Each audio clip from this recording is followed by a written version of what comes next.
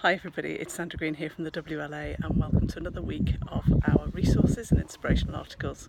I'm filming this today from Beeston Castle, which is a castle very near to where we live, and it's such a beautiful day.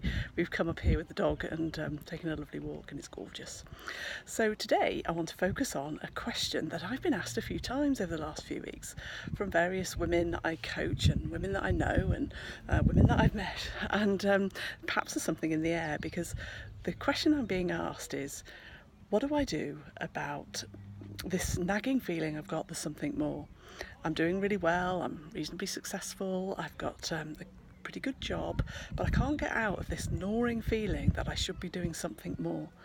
And this is a really common question, especially for women, because a lot of women want to have a lot of meaning, a lot of purpose, and they're looking to create legacy.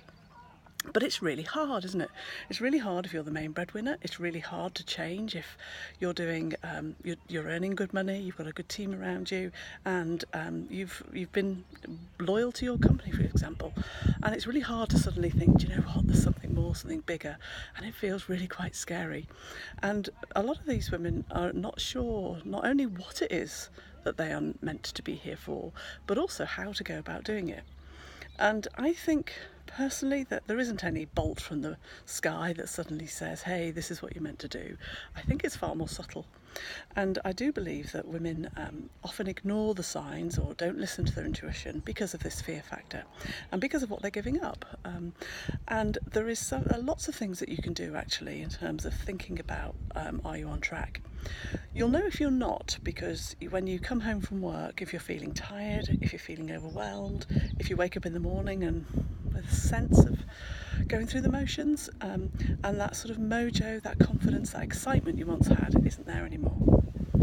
And when you are in alignment, then you do feel differently.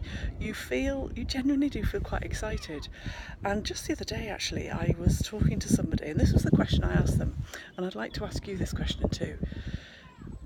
It's a bit of a weird one, but if you had a loved one who passed away, and if they were to come back and see you, what would be their advice to you? What do you think that they would say to you about life?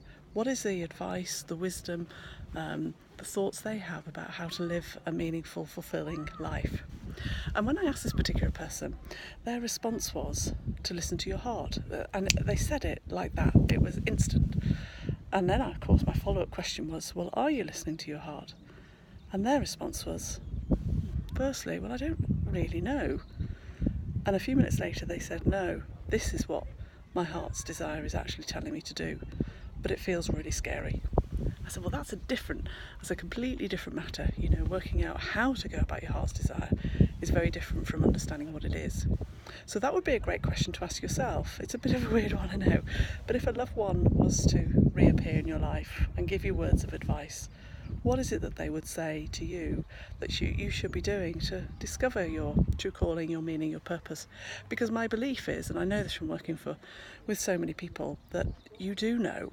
Your instinct is there, your intuition is there, you're getting nudges all the time, but we don't allow ourselves to sit and either think, to go for a lovely walk and reflect, to meditate, or actually just to ask yourself some questions. And as well as the question I asked earlier, my second suggestion to you would be to review your values and have another sit down and think about, what do I really value in life, and what gives me that energy, and where does it get taken away? Because the how-to actually is never that hard. It's identifying the what and getting that passion, and once you've discovered it, I can assure you the how-tos, the ideas, the inspiration will follow. Then you need some accountability to make it happen. But that's my thoughts for you. Are you living a life of purpose? Are you listening to your true calling? Are you listening to that intuition? And what can you do to live a more meaningful life? Anyway, enjoy your weekend. I hope it's as sunny as this one's been, and keep those comments coming. I love hearing your thoughts, your suggestions, your ideas. Okay, take care everybody. Thanks. Bye.